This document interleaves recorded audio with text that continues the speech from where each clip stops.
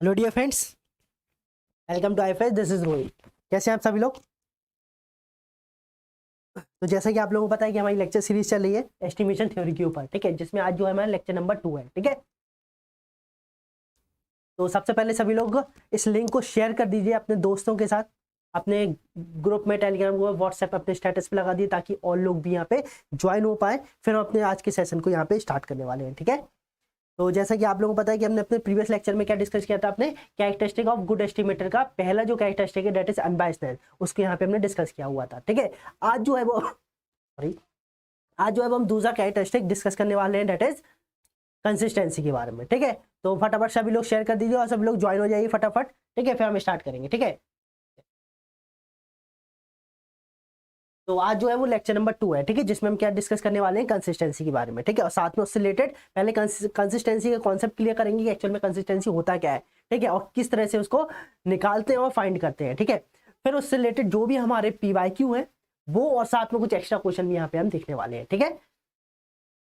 तो उसके पहले सभी लोग ज्वाइन हो जाएं। उससे पहले मैं आप लोगों को कुछ इन्फॉर्मेशन दे देता हूँ कि अगर आप लोग IIT जैब स्टैटिस्टिक्स की प्रिपरेशन कर रहे हैं और टारगेट है अगर आपका 2022 या फिर 2023, ठीक है, तो आप इस बैच में एनरोल कर सकते हैं। हमारा न्यू बैच स्टार्ट हो रहा है जो 15 नवंबर से स्टार्ट हो रहा है, ठीक है। तो और इन्फॉर्मेशन के लिए आप क्या कर सकते हैं, हमारी वेबसाइट ifsonline.com पे जाके इन्फॉर्मेशन ले सकते हैं, या फिर हमारे कॉन्टैक्ट नंबर दैट इज 9172268888 पर कॉल करके इन्फॉर्मेशन ले सकते हैं, ठीक है। चलिए तो फिर स्टार्ट करें आज के सेशन को, ठीक है। तो फटाफट सभी लोग मेरे को यस करके बता दो कमेंट बॉक्स में कि are you ready for this session.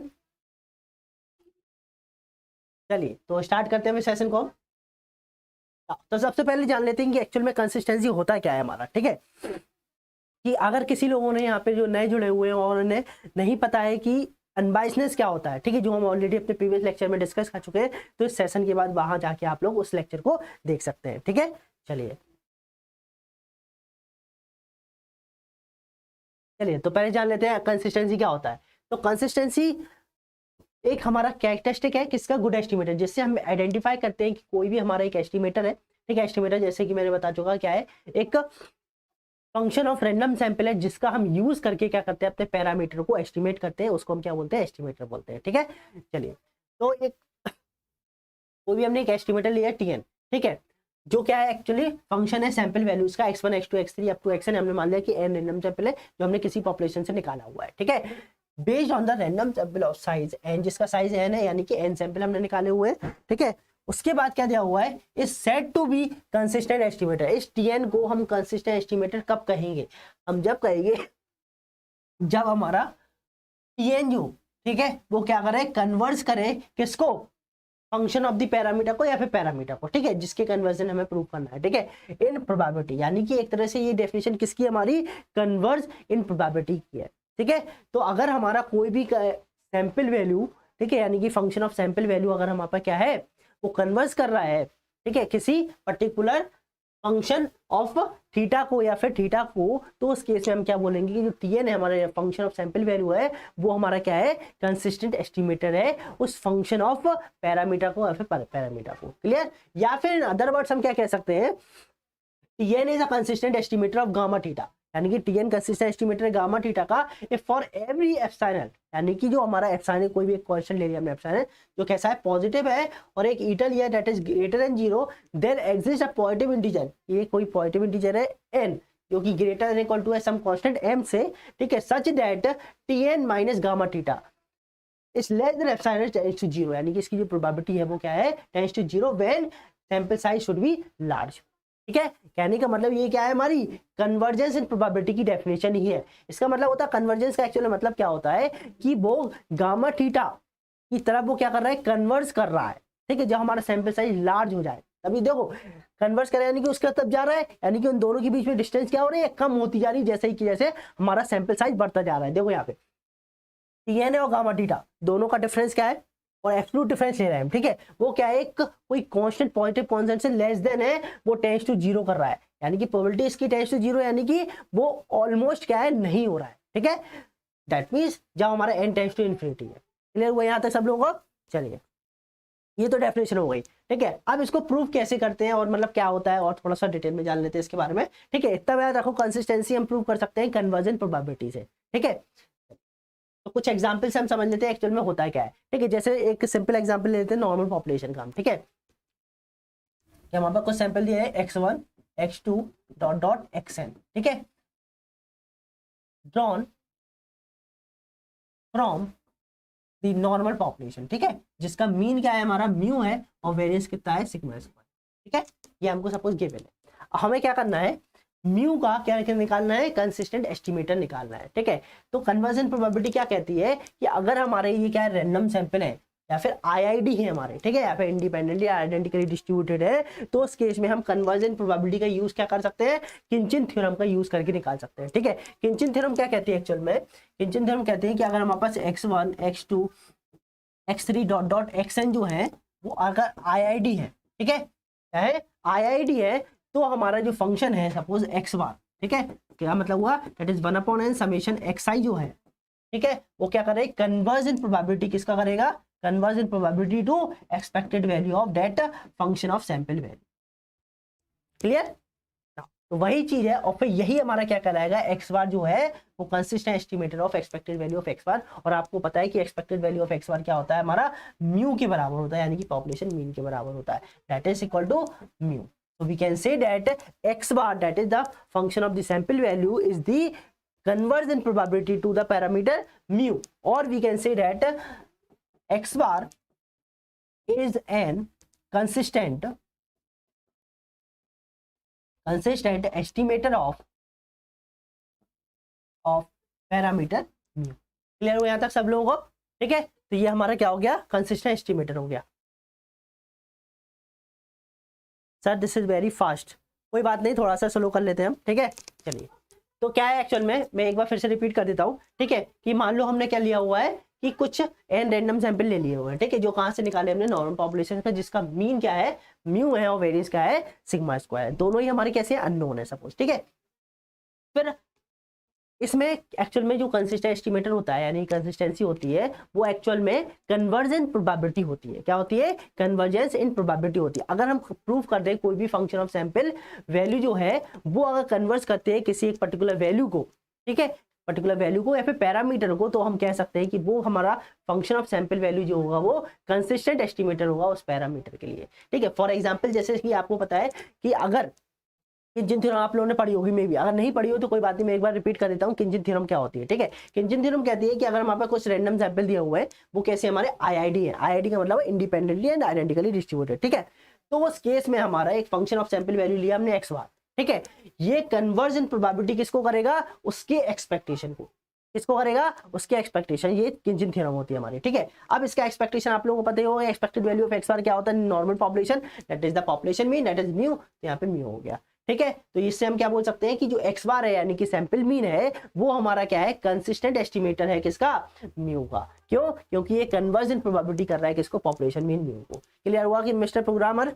ठीक है, चलिए, अब अगर सिग्मा स्क्वायर का निकालना है, ठीक है, तो बेसिकली सिग्मा स्क्वायर का क्या होता है, हमारे पास दो होते हैं, एक तो सैंपलिंग वेरिएंस होता है, ठीक है, इसको मैं रफ कर देता हूं। ठीक है,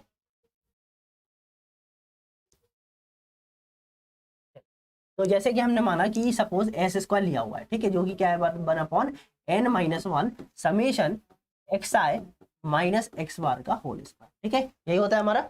ठीक है, हमें ये चेक करना है कि ये हमारा कंसिस्टेंट एस्टिमेटर है सिग्मा स्क्वायर का कि नहीं है। ठीक है, तो उसके लिए हमें क्या करना पड़ेगा, अगर ये कन्वर्ट करे किसको, हमारे पॉपुलेशन मीन को, तो उस केस में हम क्या बोलेंगे कि ये हमारा कंसिस्टेंट एस्टिमेटर है किसका, पॉपुलेशन मीन का। या फिर एक तरीका और होता है इसको वेरीफाई करने का। ठीक है, कन्वर्जन प्रोबेबिलिटी वाला कॉन्सेप्ट तो हमने देख लिया कि एक्चुअल में वो उसका एक्सपेक्टेड उसके बराबर होना चाहिए। ठीक है, और क्या तरीका होता है उसको मैं पहले बताता हूँ, फिर इसको करेंगे। ठीक है, और क्या तरीका होता है उसको देखते हैं।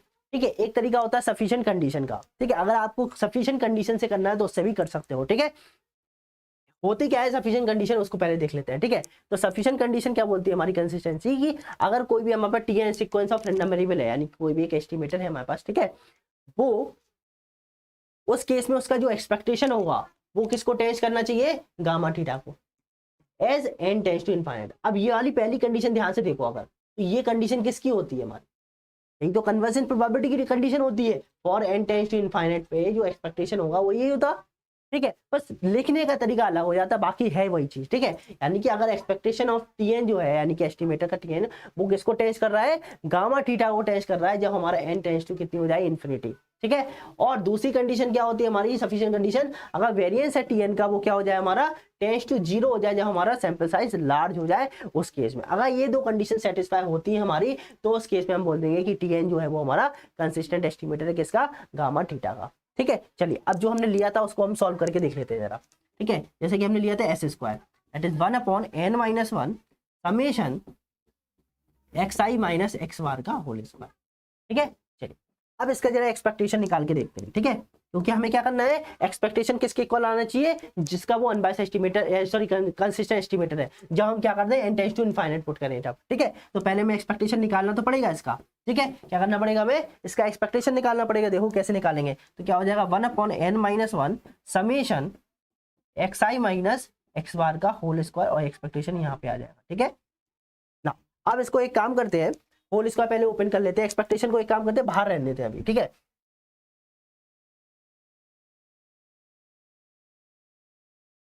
ये एक्सपेक्टेशन को यहीं लिखे रहने देते हैं। ठीक है, पहले हम क्या करते हैं, होल स्क्वायर को ओपन करते हैं। तो होल स्क्वायर को जब हम ओपन करेंगे तो क्या मिलेगा, expectation of 1/n-1 summation.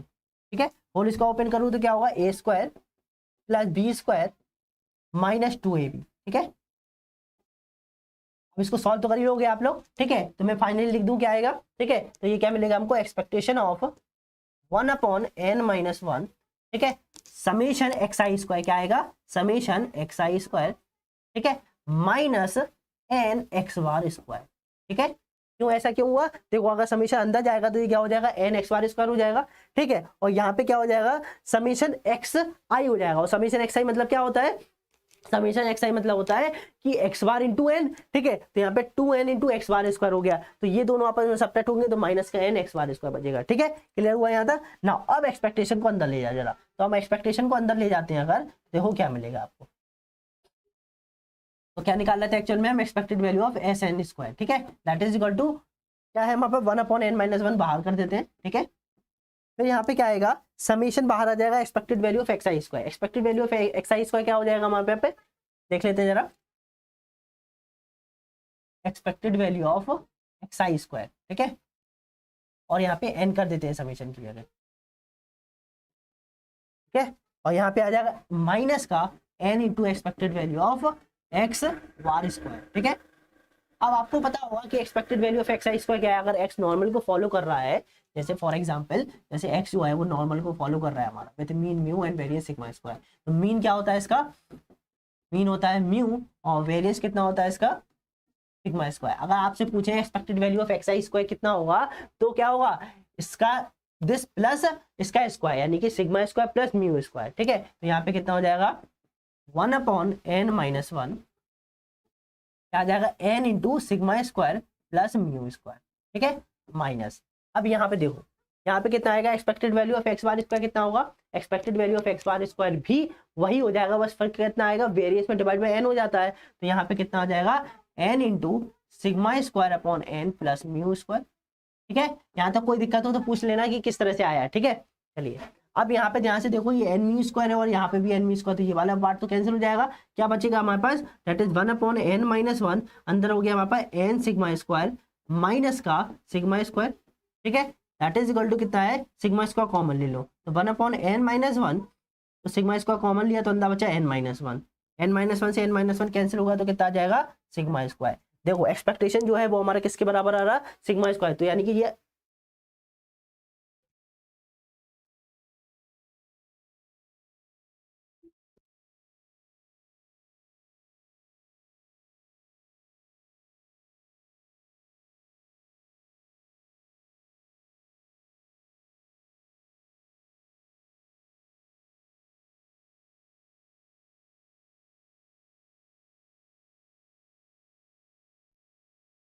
Clear, कोई डाउट है यहाँ तक तो कोई पूछ सकते हो फटाफट। ठीक है,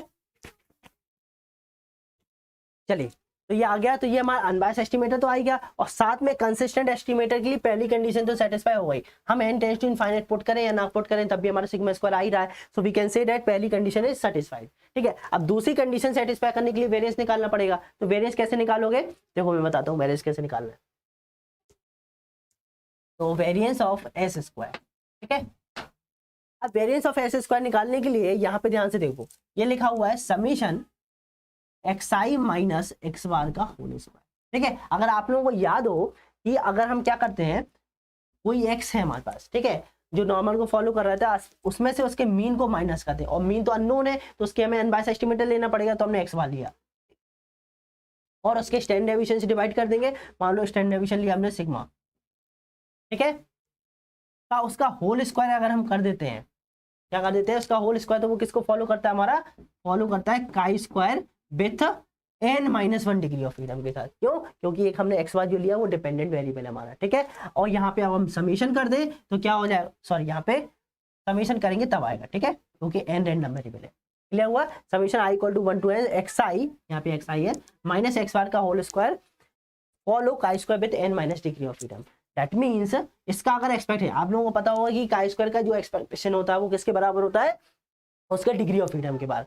ठीक है, और उसका जो वेरिएंस होता है वो twice of the degree of freedom होता है। ठीक है, तो यहाँ पे हमें क्या चाहिए, एक्सपेक्टेशन ऑफ दिस चाहिए, सॉरी वेरिएंस ऑफ दिस चाहिए। ठीक है, तो यहाँ पे हम क्या कर सकते हैं, n-1 कर देंगे। ठीक है, तो यहाँ पे क्या कर सकते हैं हम, यहाँ पे तो क्या हो जाएगा 1/n-1 का whole square into variance of summation xi minus X bar का होल स्क्वायर। यहाँ तक क्लियर है ना। अब इसका वेरियंस निकालना है, तो वेरियंस कितना होगा इसका, variance of summation i is equal to 1 to n xi minus X bar upon sigma का whole square is equal to कितना आएगा, 2 इंटू n-1।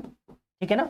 नाउ अब यहाँ पे वेरिएंस किसका चाहिए हमें, summation xi minus X bar का, तो यहाँ पे सिग्मा स्क्वायर को बाहर करना पड़ेगा हमें, यहाँ पे स्क्वायर है। ठीक है, तो सिग्मा स्क्वायर को बाहर निकालेंगे वेरिएंस से, तो क्या होगा, सिग्मा की पावर 4 हो जाएगा। तो क्या हो जाएगा, variance of summation xi minus X bar का whole square is equal to कितना आएगा हमारे पास, 2 इंटू सिग्मा की पावर 4 इंटू n-1। यहाँ तक क्लियर है। अब ये चीज यहाँ पे पुट कर दो, तो क्या आएगा 1/n-1 का होल स्क्वायर इंटू कितना आया, दैट इज 2 सिग्मा की पावर 4 इंटू n-1। n-1 से एक n-1 कैंसिल हो गया, तो क्या बचा 2 सिग्मा की पावर 4 अपॉन n-1। अब इसमें हमें क्या करना पड़ेगा, n tends to infinite put करना है। तो जब हम क्या करेंगे, n tends to infinite put करेंगे तो क्या हो जाएगा, ये हमारा 0 हो जाएगा। ठीक है, तो यही तो हमारी कंडीशन थी। देखो यहाँ पे कि अगर हमारे वेरिएंस में n टेंड्स टू इनफाइनाइट तो वो किसको टेंड्स करे, 0 को। दैट मींस एस स्क्वायर जो कि हमारा 1/n-1 summation xi minus X bar का होल स्क्वायर है, वो हमारा क्या है, वो हमारा कंसिस्टेंट एस्टिमेटर है सिग्मा स्क्वायर का। ठीक है, अगर एक बात बताओ, अगर हम ये n-1 की जगह हम क्या कर दें, n कर दें, 1/n summation xi minus X bar का होल स्क्वायर, वो हमारा कंसिस्टेंट होगा या नहीं होगा। ठीक है, तो इसको आप लोग ट्राई करके देखना कि अगर हम एस स्क्वायर में क्या ले लें, अगर हम एस स्क्वायर ये ले लें, ये स्मॉल होता है। ठीक है, 1/n summation xi minus X bar का होल स्क्वायर अगर लेते हैं तो ये हमारा कंसिस्टेंट होता है नहीं होता है। ये लोग, ये काम आप लोगों का है, इसको प्रूफ करके आना कि ये वाला एस स्क्वायर हमारा कंसिस्टेंट है या नहीं है फॉर सिग्मा स्क्वायर। क्लियर, चलिए नेक्स्ट पे चलते हैं। अब कुछ और क्वेश्चन कर लेते हैं इससे रिलेटेड। ठीक है, चलिए एक क्वेश्चन और देख लेते हैं। क्या है, let x1 x2 x3 be IID random variable. क्या है, independently identity distributed random variable है हमारे पास।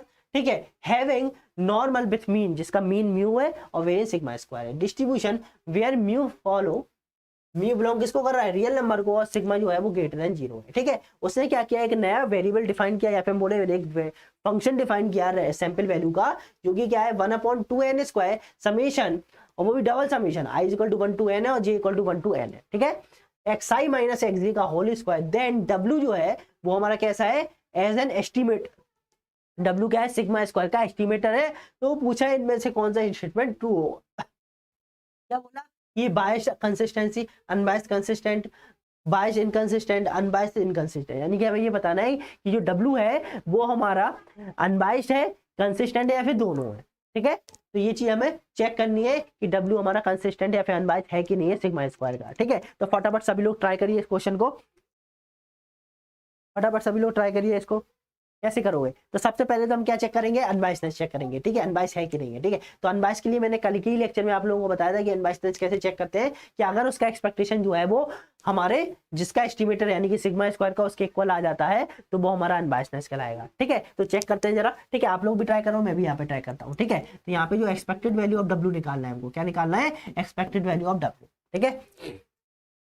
तो कैसे निकालोगे, तो एक्सपेक्टेशन अंदर ले जाते हैं पहले, ठीक है। तो क्या होगा, 1/2n स्क्वायर तो बाहर आ जाएगा, डबल समेशन भी बाहर होगा, ठीक है। ये आई का समेशन है और जे का समेशन है, ठीक है। और यहाँ पे क्या हो जाएगा, expectation of x I minus X J, और ये हमारे आई आई डी है, याद रखना, ठीक है। कैसे है, ये हमारे आई आई डी है सारे सैंपल वैल्यू, ठीक है। हमें पहले इसकी वैल्यू निकालना पड़ेगा, तो इसकी वैल्यू के लिए हमें होल इसका ओपन करना पड़ेगा, तो होल इसका ओपन कर लेते हैं पहले, ठीक है। तो सबसे पहले हमें क्या निकालना है, expected value of x I minus X J का होल स्क्वायर, ज्यादा क्लियर है। अब इसका होल इसका ओपन करो जरा, देखो क्या मिलेगा आपको, expected value of x I square plus A square हो गया, बी स्क्वायर हो गया, माइनस 2ab हो जाएगा। क्लियर हुआ था सब लोगों को? नाउ अब यहाँ पे एक्सपेक्टेशन को अंदर ले जाओ, तो क्या होगा, expected value of x I square plus expected value of X J square minus 2। अब यहाँ पे expected value of x I into X G आएगा, और उसने बोला है साफ साफ कि इंडिपेंडेंट है, और इंडिपेंडेंट में जो expected value of x I into X J होता है वो किसके इक्वल हो जाएगा, expected value of x I into expected value of X J. Clear? तो क्या आएगा, ये expected value of x I into expected value of X J.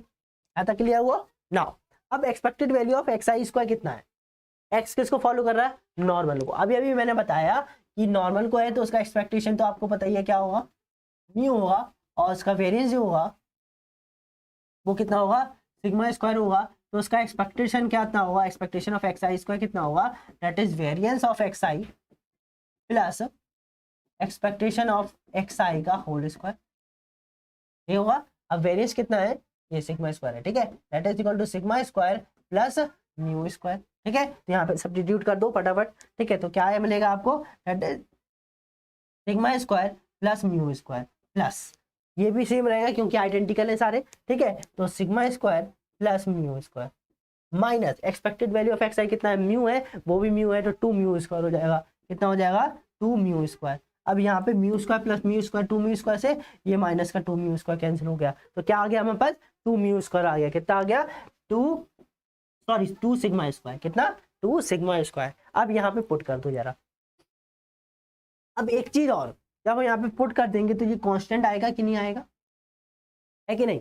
और हम ध्यान से देखें तो आई की वैल्यू 1 से n तक है, जे की वैल्यू 1 से n तक है, ठीक है। अब जब दोनों 1 से n तक है तो मान लो अगर हमने आई की वैल्यू 1 पुट करी और जे की वैल्यू 1 पुट करी, तो ये x1 माइनस x1 नहीं हो जाएगा, होगा कि नहीं होगा, ठीक है। तो x1 माइनस x1 तो वो तो 0 हो जाएगा, और 0 का एक्सपेक्टेशन 0 होता है, ठीक है, यानी कि वो वाला टर्म तो होगा ही नहीं इसमें, ठीक है। फिर अगर हम आई की वैल्यू 2 और जे की वैल्यू 2 पुट करें उसमें भी 0 होगा, यानी कि जब आई और जे सेम हो रहा है उस केस में एक्सपेक्टेशन 0 मिल रहा है कि नहीं।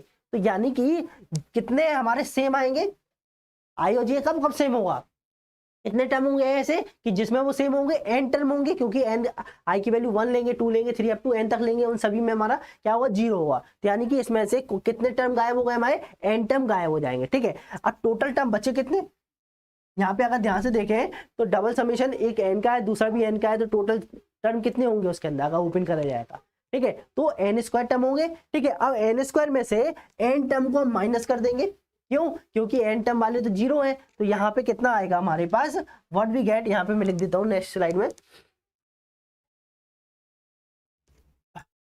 That is expectation of w, ठीक है, इज इक्वल टू क्या आएगा, 1/2n स्क्वायर।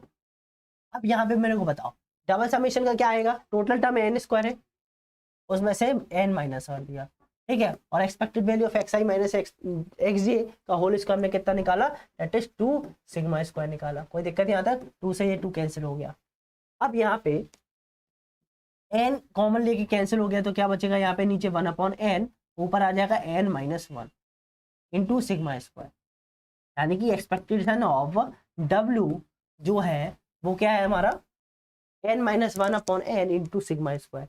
अब ये सिग्मा स्क्वायर के इक्वल तो है नहीं है हमारा, क्या नहीं है, एक्सपेक्टेशन ऑफ डब्ल्यू जो है वो सिग्मा स्क्वायर के इक्वल नहीं है, तो हमारा जो डब्ल्यू है वो हमारा अनबायस्ड नहीं है, तो क्या होगा, बायस्ड होगा। Is biased estimator, biased estimator for sigma square. ठीक है, एक चीज तो पता चल गया। अब बात करते हैं कंसिस्टेंसी की। तो कंसिस्टेंसी में क्या होता है, n टेंड्स टू इनफाइनाइट। ठीक है, या फिर यहाँ पे आईआईडी वाला केस था तो हम यहाँ पे डायरेक्ट किंचिन थ्योरम यूज कर सकते हैं।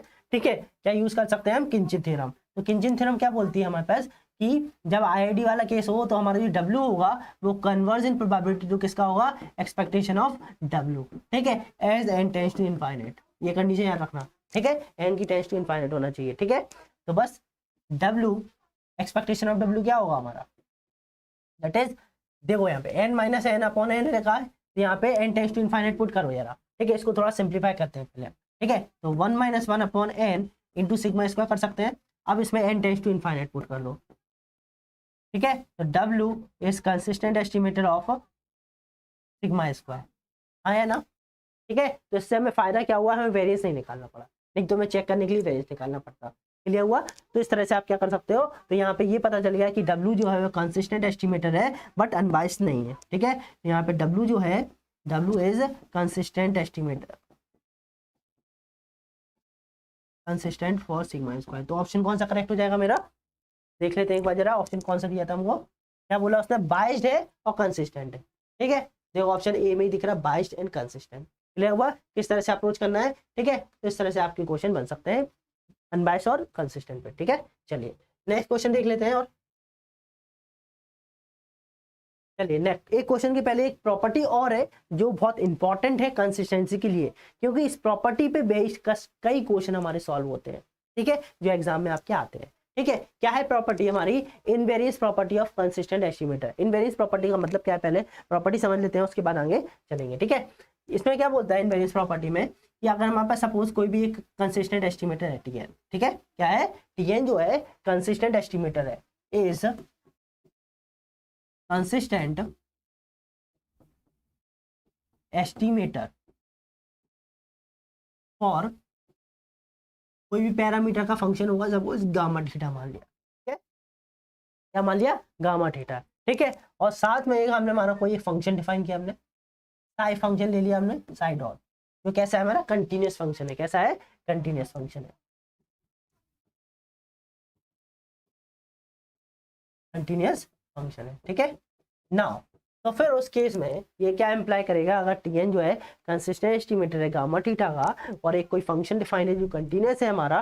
ठीक है, तो उस फंक्शन यानी कि साई ऑफ Tn, यानी कि वो फंक्शन किसका, Tn का क्या होगा, कंसिस्टेंट एस्टिमेटर होगा, इज ऑल्सो। ठीक है, इज ऑल्सो, यहाँ पे मैं लिख देता हूँ,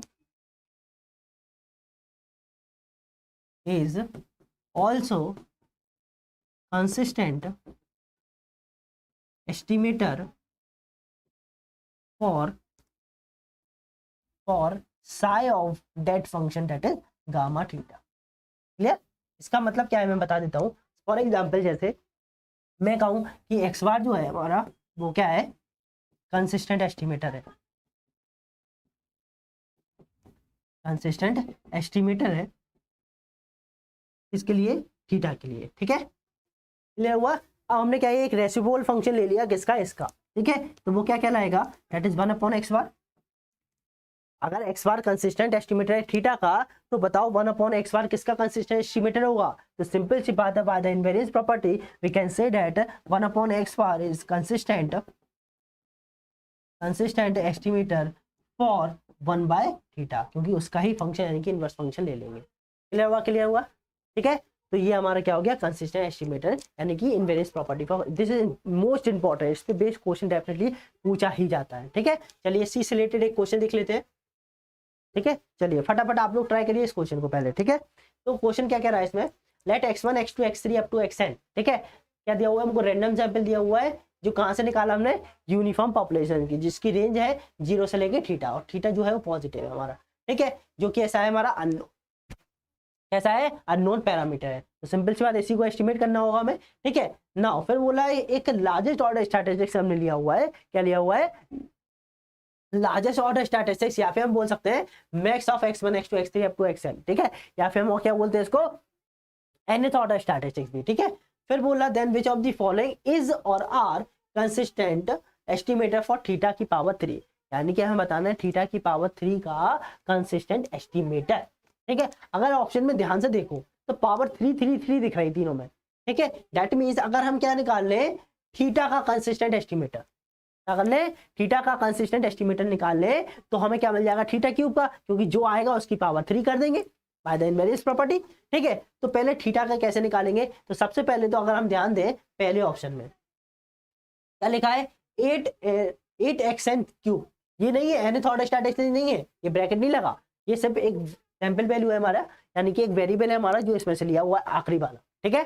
चलिए तो सबसे पहले तो क्या है इसका हमें प्रूव करना है कंसिस्टेंट एस्टिमेटर है कि नहीं है थीटा क्यूब का, ठीक है। तो सिंपली क्या करेंगे हम अपने कौन सा सफिशिएंट कंडीशन का यूज करके देखते हैं पहले हम, ठीक है। तो यानी कि इसका हम एक्सपेक्टेशन निकाल लेते हैं जरा, ठीक है। तो एक्सपेक्टेशन निकालते हैं जरा इसका 8, तो इसका एक्सपेक्टेशन देखो कैसे निकालेंगे,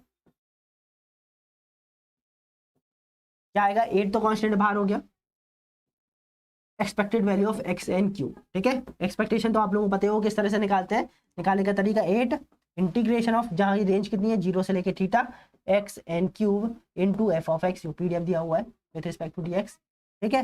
नाउ पीडीएफ कितना है दैट इज 1 अपॉन थीटा ना, 1 अपॉन थीटा, ठीक है। तो 8 अपॉन थीटा तो ये बाहर हो गया इनटू यहाँ पे कितना आएगा that is x n cube बचा, एक्स एन क्यूब का इंटीग्रेशन करेंगे तो एक्स की पावर 4 अपॉन 4 हो जाएगा अपॉन 4, रेंज कहाँ से कहाँ तक 0 से लेके थीटा, पुट करो रेंज तो कितना आएगा थीटा की पावर 4 अपॉन 4, ठीक है। कितना आएगा 4 से 2 की टाइम्स कैंसिल, तो क्या बचा वहाँ पर 2 अपॉन थीटा इंटू थीटा की पावर 3, ये सॉरी थीटा की पावर 4, ठीक है। थीटा से एक थीटा कैंसिल हो गया तो क्या बचा वहाँ पर 2 इंटू थीटा की पावर 3, क्लियर। अब यहाँ पे अगर n tends to infinite put करेंगे क्या थीटा क्यूब के इक्वल आ रहा है कि नहीं आ रहा है, दैट मीन्स ये हमारा क्या है कंसिस्टेंट एस्टिमेटर नहीं है, तो पहला ऑप्शन तो डिस्कार्ड हो गया हमारा, क्या हो गया पहला ऑप्शन हमारा डिस्कार्ड हो गया, क्लियर। फिर उसके बाद आता है सेकंड ऑप्शन पे, सेकंड ऑप्शन में क्या है एक्सएन, यानी कि nth ऑर्डर स्टैटिस्टिक्स की बात कर रहा है, दैट मींस सबसे पहले तो हमें क्या करना पड़ेगा nth ऑर्डर स्टैटिस्टिक्स का पीडीएफ पता होना चाहिए, उसका एक्सपेक्टेशन पता होना चाहिए, तब तो आगे कोई भी चीज निकाल पाएंगे, ठीक है। तो सबसे पहले nth ऑर्डर स्टैटिस्टिक्स का पीडीएफ निकाल लेते हैं, ठीक है। तो किस तरह से निकालते हैं उसका फॉर्मूला होता है जो आप लोगों को पता होना चाहिए, नहीं पता है तो कोई बात नहीं है, मैं यहाँ पे लिख दे रहा हूँ आप लोग नोट डाउन कर लो, ठीक है। यहाँ पे लिख देता हूँ मैं PDF of nth order statistics,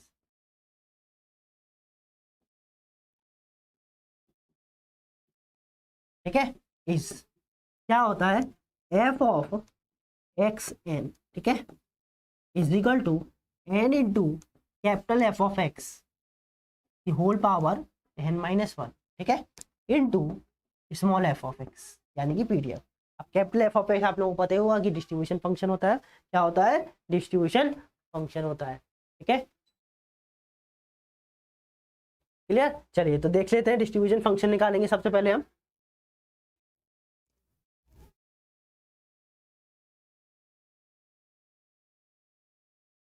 Arushi नमस्ते, ठीक है। तो सबसे पहले हम क्या है nth ऑर्डर स्टैटिस्टिक्स का पीडीएफ निकालेंगे, ठीक है। तो किस तरह से निकालना है देखो, तो सबसे पहले क्या है उसका सीडीएफ निकालना पड़ेगा हमको, ठीक है। तो सीडीएफ कैसे निकालते हैं that is probability of capital x is less than equal to small x, ठीक है। जो कि क्या होगा इंटीग्रेशन लोअर रेंज कहती थी यूनिफॉर्म को फॉलो कर रहा था ना हमारा, तो एक्स है वो किसको फॉलो कर रहा था यूनिफॉर्म को जिसकी रेंज 0 से थीटा है, ठीक है। नाउ रेंज कहाँ से कहाँ तक हो जाएगी 0 से लेके एक्स तक, किसको f of x with respect to d x. तो कितना आएगा सॉल्व करने पे 1 अपॉन थीटा, पीडीएफ है तो 1 अपॉन थीटा बाहर हो गया, 1 का इंटीग्रेशन करेंगे तो कितना आएगा एक्स आएगा, ठीक है। तो एक्स हो गया, क्या मिल गया हमको सीधा एक्स अपॉन थीटा, क्या आ गया हमको सीडीएफ आ गया, ठीक है। बेसिकली हमको निकालना क्या था एक बार चेक कर लेते हैं हम, हमको पीडीएफ चाहिए था nth ऑर्डर स्टैटिस्टिक्स, पीडीएफ आएगा तभी हम क्या कर पाएंगे इसका एक्सपेक्टेशन निकाल पाएंगे और फिर प्रूव कर पाएंगे कि वो कंसिस्टेंट है या नहीं है, ठीक है। चलिए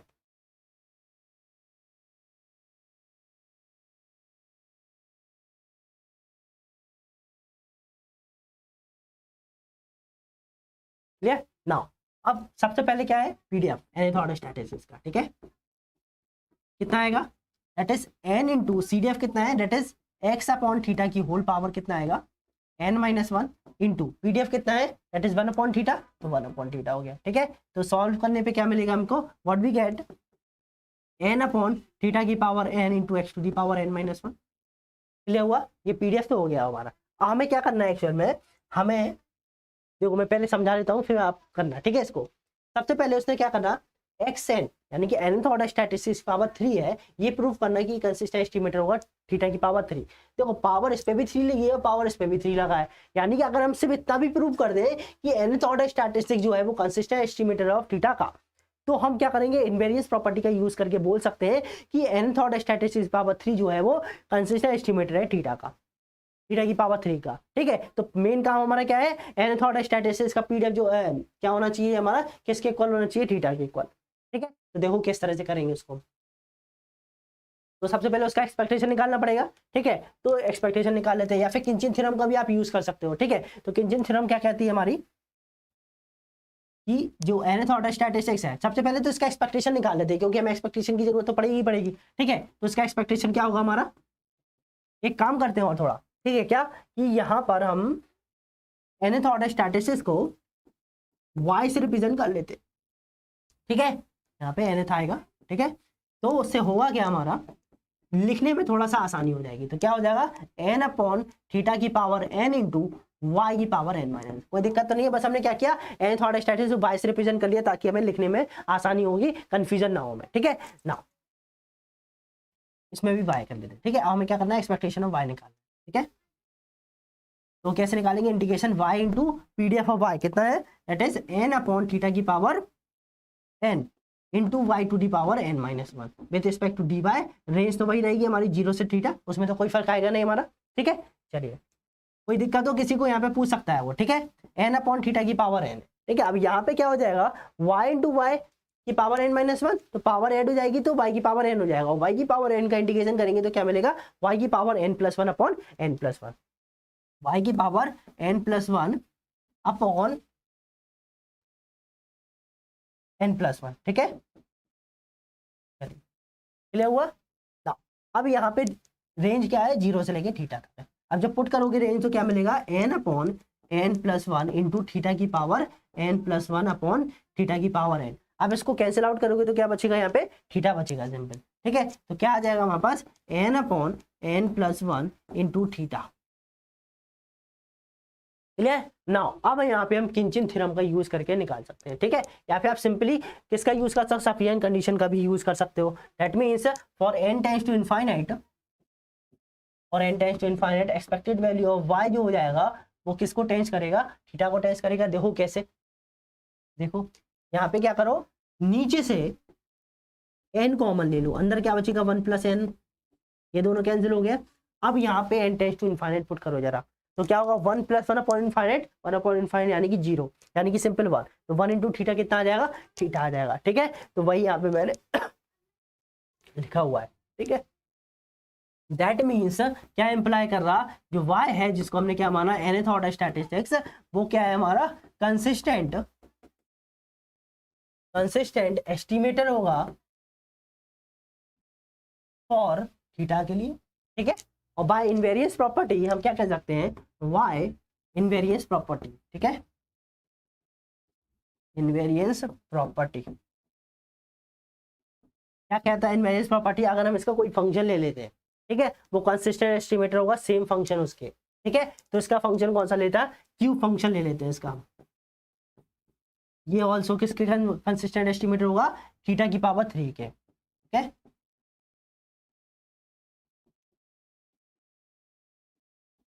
थीटा की पावर 3, क्लियर हुआ। चलिए तो देख लेते हैं ऑप्शन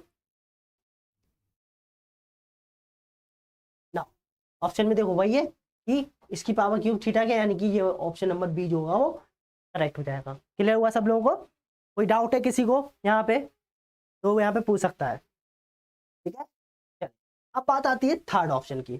थर्ड में भी अगर आप ध्यान से देखो तो पावर 3 है, यानी कि जो ब्रैकेट के अंदर लिखा है वो अगर थीटा के इक्वल आ जाए, यानी कि वो अगर कंसिस्टेंट हो जाए किसके, थीटा के, तो हम बोलेंगे कि ये जो फंक्शन है टोटल, यानी कि इसकी पावर 3 वाला, वो कंसिस्टेंट होगा थीटा की पावर 3 के, ठीक है। तो बस हमें क्या करना है, अंदर वाले का एक्सपेक्टेशन निकालना है। तो एक्सपेक्टेशन देखो कैसे निकालोगे, अब ध्यान से देखो यहाँ पे 2 अपॉन n लिखा है, समेशन कहाँ से i इक्वल टू 5 से लेके n तक है और एक्सपेक्टेशन इसका लोगे, मैं देखो हिंट बता रहा हूँ, बाकी सॉल्व आप लोगों को करना है इसको, ठीक है। मैंने 2 ऑप्शन करा दिए, बाकी 2 आपको करना है, इन दोनों को मैं हिंट आपको बता रहा हूँ किस तरह से आपको करना है, ठीक है। चलिए, तो summation i equal to 1 to 5 नहीं sorry i equal to 5 to n है, ठीक है। एक्सपेक्टेड वैल्यू ऑफ xi निकालोगे, तो expected value of xi already मैंने निकाला था, कहाँ गया, कहाँ आया, एक्सपेक्टेड वैल्यू ऑफ xi नहीं निकाला, कोई बात नहीं, ठीक है। तो expected value of xi x किसके ऊपर यूनिफॉर्म को फॉलो कर रहा है, तो उसका एक्सपेक्टेशन क्या होगा, b प्लस a/2 होता है, यानी कि 0 प्लस थीटा/2 यानी कि थीटा/2, ठीक है। तो यहाँ पे थीटा/2 पुट कर देते हैं।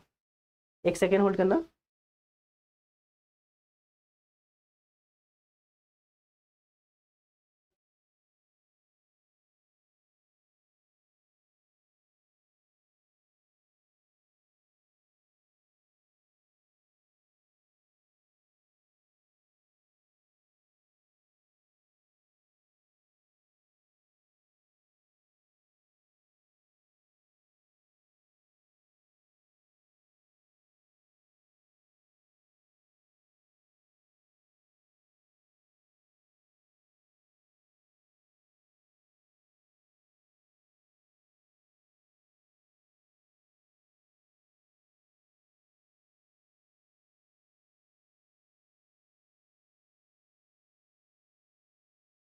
क्लियर, चलिए। हाँ, तो फिर इसका एक्सपेक्टेशन क्या आएगा हमारा, 2/n समेशन। अब समेशन किया है, क्या आएगा, कितने टर्म है इसके अंदर, i इक्वल टू 5 से स्टार्ट हो रहा है ना, तो यानी कि n-5, ठीक है। क्या आएगा, n-5, और बल्कि n-5 भी नहीं आएगा, n-4 आएगा। क्यों, i की वैल्यू 5 से स्टार्ट हो रहा है, यानी कि 1 2 3 4, 4 टर्म नहीं है, कितने नहीं है, 4 टर्म, क्योंकि i की वैल्यू तो 1 से स्टार्ट हो रही है ना, तो यानी कि n-4 आएगा। कितना आएगा, n-4 अपॉन n, ठीक है, इंटू थीटा/2, 2 से 2 तो कैंसिल हो जाएगा हमारा, बच्चा n-4 अपॉन n, क्या आएगा, n-4 अपॉन, क्लियर हुआ यहाँ तक, इंटू क्या आएगा, इंटू थीटा। अब इसमें से n कॉमन लेके कैंसिल आउट कर लो, तो n कॉमन लेके हमने ऊपर से n कॉमन लिया, तो 1-4 अपॉन n हो गया, अपॉन n हो गया, n से n कैंसिल हो गया, थीटा। अब n tends to infinite put करोगे तो कितना आएगा, थीटा, यानी कि ये कंसिस्टेंट एस्टिमेटर है, तो ये कंसिस्टेंट है, तो इसकी पावर 3 जो होगा वो थीटा की पावर 3 के कंसिस्टेंट होगा। क्लियर हुआ, यहाँ पे किसी को कोई डाउट है तो वो पूछ ले फटाफट, ठीक है। चलिए, अब बात आती है आखिरी वाले की, तो यहाँ पे nth ऑर्डर स्टैटिस्टिक्स की पावर का पीडीएफ हम निकाल चुके हैं, तो उसका क्या करो, सिंपल उसका एक्सपेक्टेशन निकालो, किसका, nth ऑर्डर स्टैटिस्टिक्स की पावर क्यूब था, क्योंकि यहाँ पे पावर क्यू है, ठीक है। यहाँ पे होल क्यूब तो है नहीं है, ताकि हम वो अपना इनवेरियंस प्रॉपर्टी का यूज करेंगे, ठीक है। तो यहाँ पे हम होल क्यूब वाला कॉन्सेप्ट यूज नहीं करेंगे, ठीक है। यहाँ पे सिंपल हम अपना किसका यूज करने वाले हैं, या फिर किंचिन थ्योरम का यूज कर लेंगे, या फिर किसका, या फिर हम यूज कर सकते हैं अपने सफिशिएंट कंडीशन का, ठीक है। तो उसका एक्सपेक्टेशन निकालना, n tends to infinity put करके देखना, अगर वो थीटा के इक्वल आ जाए, थीटा की पावर 3 के इक्वल आना चाहिए, फिर वो किसके इक्वल आना चाहिए, थीटा की पावर 3 के इक्वल आ जाता है तो बोल देना कंसिस्टेंट, तो ये मे भी हो सकता आ जाए, ठीक है। तो सी और डी ऑप्शन जो है वो आप लोग ट्राई करके देखना कि आ रहा है कि नहीं आ रहा कंसिस्टेंट, ठीक है। मैंने सी तो आप लोगों को बता दिया कि कंसिस्टेंट है ही ऑलरेडी, ठीक है। डी ऑप्शन आप लोग चेक करना, और नहीं आए तो मेरे से कल के लेक्चर में आप लोग पूछ सकते हो। क्लियर हुआ, आगे बढ़े, चलिए। चलिए एक और क्वेश्चन देख लेते हैं, इसी से रिलेटेड है हमारा, किस पे, इनवेरियंस प्रॉपर्टी से रिलेटेड है, ठीक है। अभी तक जो हमने यहाँ पे डिस्कस किया हुआ है, किसी को कोई डाउट है, या फिर हमने कल के लेक्चर में अनबायसनेस या फिर कंसिस्टेंसी में कोई भी किसी को डाउट है, वो यहाँ पे मेरे से भी पूछ सकता है। एनीवन, किसी को कोई डाउट है यहाँ पर, कि किसी को कोई समस्या है कंसिस्टेंसी में या फिर अनबायसनेस में, तो वो यहाँ पे पूछ सकता है।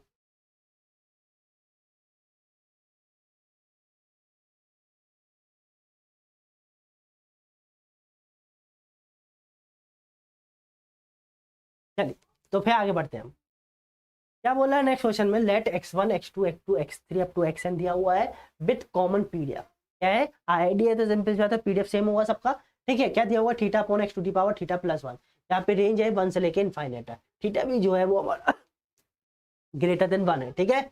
Is an unknown parameter, theta जो है हमारा अननोन पैरामीटर है, यानी कि उसी को एस्टिमेट करना होगा हमें, ठीक है। विच of the following estimator of theta consistent, इनमें से कौन सा हमारा कंसिस्टेंट एस्टिमेटर है, ये हमको आइडेंटिफाई करना है, ठीक है। तो 1 बाय 1 चेक करते हैं सभी ऑप्शन को। पहले ऑप्शन पे आते हैं, क्या लिखा है, 1/n समेशन xi, ठीक है। तो उसका सबसे पहले एक्सपेक्टेशन निकालना पड़ेगा, ठीक है। तो सबसे पहले एक्सपेक्टेशन किसका निकाल लेते हैं, x का निकाल लेते हैं, ठीक है।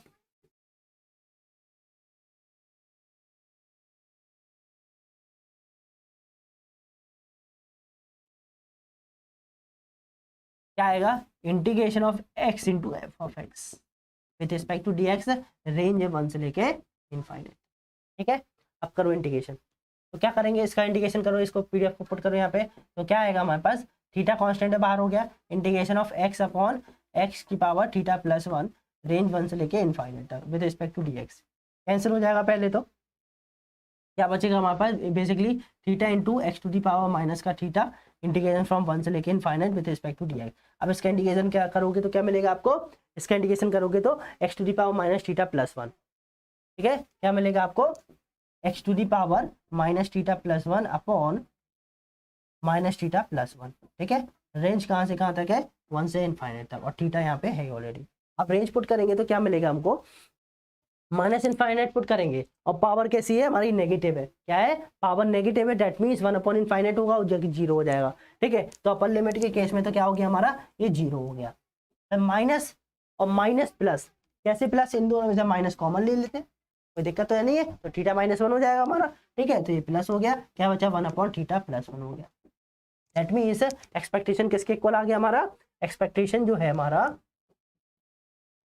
वो आ गया हमारा थीटा अपॉन थीटा -1। यहाँ पे मैं +1 लिख दिया धोखे से, यहाँ पे आएगा -1। ठीक है, ठीक है, क्लियर हुआ जाता है सब लोगों को।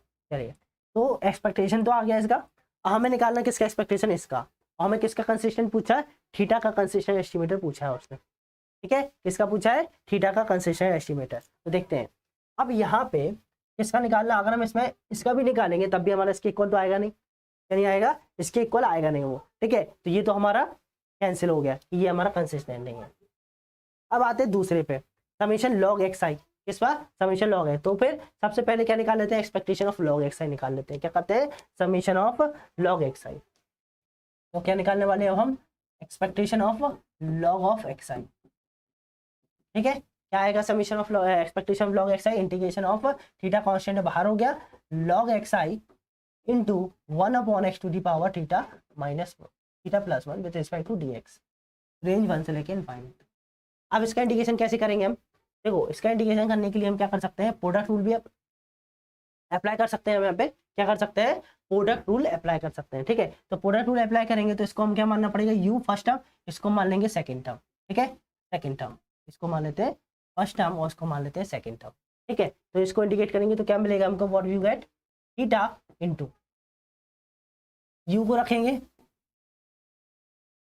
इंटीग्रेशन करेंगे v का। ठीक है, जब इंटीग्रेशन v का करेंगे, या फिर एक तरीका और है इसको सॉल्व करने का, मैं उसको तरीका से बताता हूँ। ठीक है, ये प्रोडक्ट रूल में क्या होगा, हमें टाइम ज़्यादा लगेगा। ठीक है, एक काम कर सकते हैं, इसमें सब्स्टिट्यूशन मेथड यूज करके हम इंटीग्रेशन कर सकते हैं। इसका क्या कर सकते हैं, सब्स्टिट्यूशन मेथड। तो उसके लिए हमें क्या करना पड़ेगा, यहाँ पे सब्स्टिट्यूट कर लेते हैं लॉग एक्स को।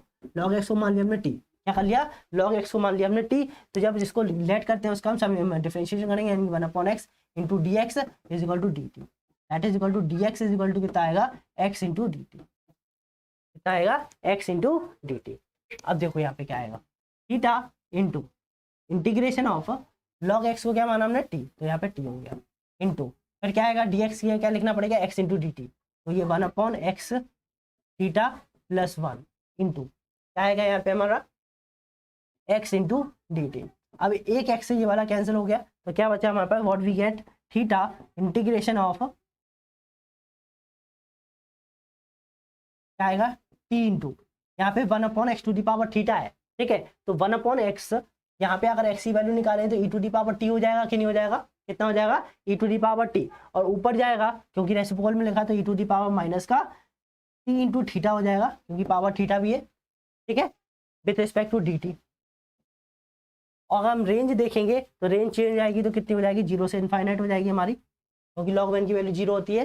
ठीक है, अब इसका इंटीग्रेशन कैसे करना है, तो आप लोग समझ ही गए होंगे, प्रोडक्ट रूल अप्लाई करना है तो प्रोडक्ट रूल अप्लाई कर लो, नहीं तो गामा डिस्ट्रीब्यूशन का भी अप्लाई यूज करके कर सकते हो। ठीक है, जो आपको अच्छा लगे। ठीक है, गामा डिस्ट्रीब्यूशन तो आप यूज कर ही सकते हो। ठीक है, मैं आपको उसको प्रोडक्ट रूल से करके बताता हूँ। ठीक है, क्या आएगा देखो, दैट इज इक्वल टू क्या आएगा, टी को रखेंगे, इंटीग्रेशन करेंगे इसका, तो minus t theta upon minus का theta minus integration of this, यानी कि इसका डिफरेंशिएशन 1 होगा, इसमें डिवाइड करेंगे तो माइनस थीटा, तो ये 1 अपॉन थीटा स्क्वायर हो जाएगा एक तरह से, क्योंकि 2 बार इंटीग्रेशन करना पड़ेगा ना, क्या करना पड़ेगा, 2 बार।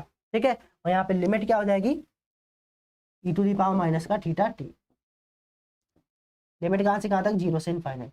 अब पुट कर दो इसमें लिमिट, ठीक है। तो अपर लिमिट पुट करेंगे इसमें पहले, तो ये 0 हो जाएगा हमारा, ये भी 0। लोअर लिमिट पुट करेंगे, ये 0 होगा, जब जी वाला बचेगा, तो ये बचेगा कितना, 1/θ²। कितना आएगा, दैट इज 1/θ², ठीक है। और यहाँ पे बाहर थीटा चल रहा था, एक क्या चल रहा था, बाहर एक थीटा चल रहा था, तो क्या आ गया, 1/θ आ गया।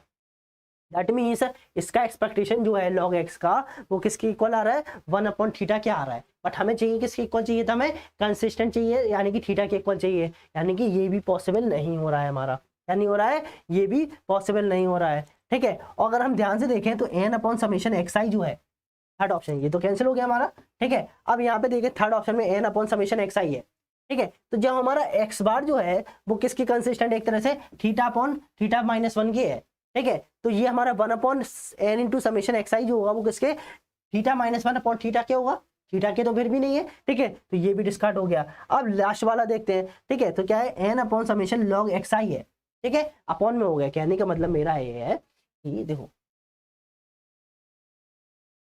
जैसे सपोज हमने क्या बोला, यहाँ पे summation log xi 1/n consistent estimator है किसका, 1/θ का, ठीक है। अगर हम इसका रेसिप्रोकल फंक्शन ले ले बाय इनवेरियंस प्रॉपर्टी, तो n/log xi जो हो जाएगा वो किसके कंसिस्टेंट होगा, थीटा के, होगा कि नहीं होगा, बाय इनवेरियंस प्रॉपर्टी, ठीक है।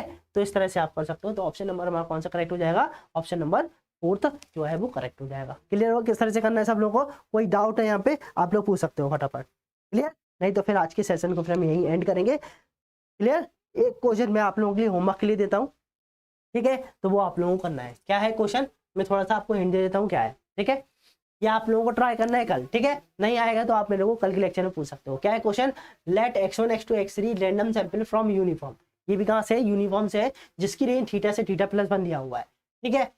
थीटा जो है वो अननोन पैरामीटर है, जो u है हमारा वो क्या है, लार्जेस्ट ऑर्डर स्टैटिस्टिक, v है जो मिनिमम ऑर्डर स्टैटिस्टिक। बताना है कि इनमें से कौन सा हमारा सही होगा, v जो u जो कंसिस्टेंट एस्टिमेटर है, या फिर v है, या फिर 2u - v - 2 कंसिस्टेंट है, या फिर 2v - u+1 कंसिस्टेंट है फॉर थीटा के लिए, ठीक है। तो ये चेक करना है आप लोगों को, ये होमवर्क के लिए आप लोग को करके आना है। क्लियर हुआ, क्लियर। और किसी को अभी तक कोई डाउट है तो वो यहाँ पे पूछ सकता है, नहीं तो फिर आज के सेशन को यहीं पे एंड करेंगे। क्लियर,